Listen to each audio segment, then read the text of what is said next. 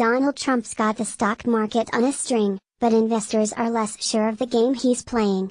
The Republican president's renewed ramblings on trade-dominated U.S. equity markets this week, with a tweet-induced swoon on Friday leaving the S&P 500 index 1.4% lower than where it started on Monday. The gauge swung wildly, notching 4 moves of at least 1% in the 5 days, and the CBO volatility index spiked above 20, nearly double its level for the past year, all of which has dented Trump's reputation as the stock market president. President Trump's ranking when it comes to equity returns has slipped to 8th place. Source, Bloomberg. Note, each president's return spans 444 days from inauguration, compares with presidents since 1900. It's exhausting, it's draining for a lot of people. Henry Peabody, a Boston-based portfolio manager at Eaton Vance Management, said by phone. The fashion by which it's done is certainly unorthodox.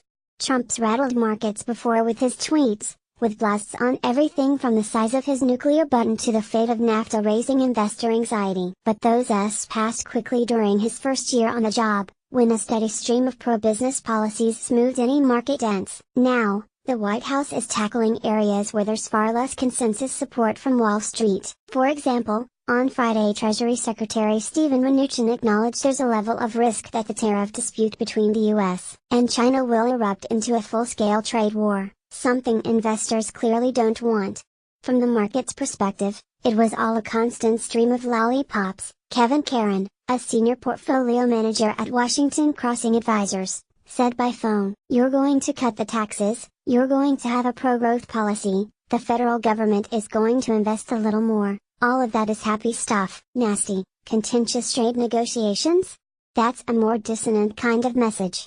The turmoil has damaged Trump's ranking when it comes to equity returns. The Dow Jones Industrial Average's 32% rally during his first year gave him the third best start by a president going back more than 100 years. But tack on the turmoil since January and he drops to the middle of the pack, behind former presidents Barack Obama, Bill Clinton and George H.W. Bush. Trump's impact on the market was on full display over the past 5 days. The week began with a 2.2% tumble after Trump battered Amazon.com Incorporated on Twitter, exacerbating a sell-off in mega-cap tech shares. It didn't help that China put out a list of products it would target with retaliatory tariffs after the White House issued its own the night before. A 3-day rally of more than 3% followed, as White House officials insisted the trade bluster was a negotiating tactic. But Trump upended that notion late Thursday, ordering a review of even harsher tariffs that sparked a bookend rout.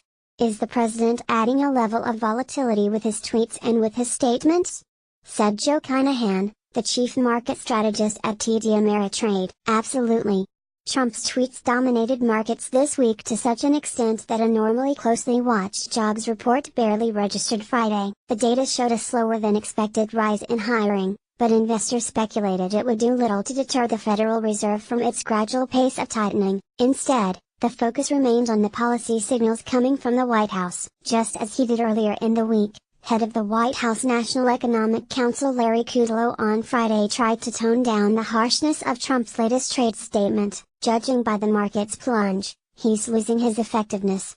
The problem for investors is that there isn't any consistency in the messages. "We have no idea what to expect next," said Ian Weiner, co-head of equities at Wedbush Securities. "We are getting in an area we haven't been in a long time.